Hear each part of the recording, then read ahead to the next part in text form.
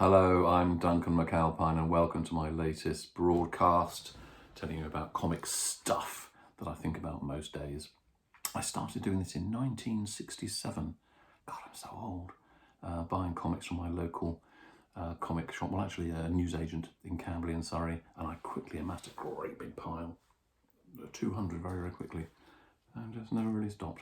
I'm talking to you today about part 2 of getting back my latest batch of CGC comics, and as with any pile of CGCs, be prepared to take the rough with the smooth. I did very well on some stuff, very happy with most of it, and a little bit disappointed with a couple of them. I got 13 back in my latest consignment. I sort of trundle it on through, don't bother with the express service, don't need to pay the money.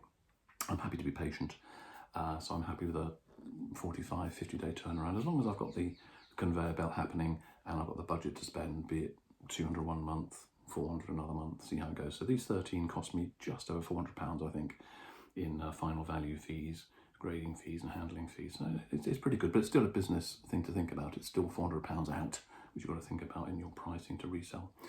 So quickly going through some other stuff that came back. Very happy with this. Amazing Spider-Man 51 in a nice sort of upper mid-grade 7.5.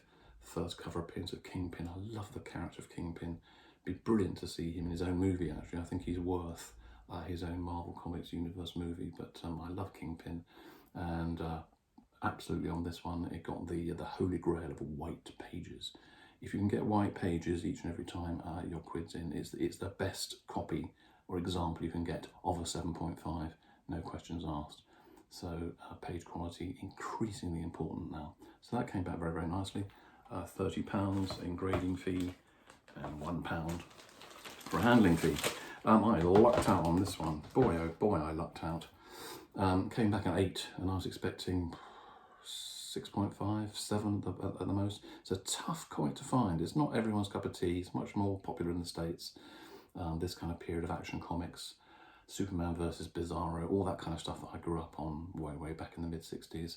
And this came back at 8. Can't believe it, really. I lucked out there, let me tell you. When I compare this one to this one, which I was disappointed with, whoops, the Mystery in Space 36, which I was expecting to come back as an 8 as well. It's a 6, and this is patently in better shape than this one. Believe me, I can't really demonstrate it quite as clearly over this medium. The spine on this is fabulous. The pages are wonderful.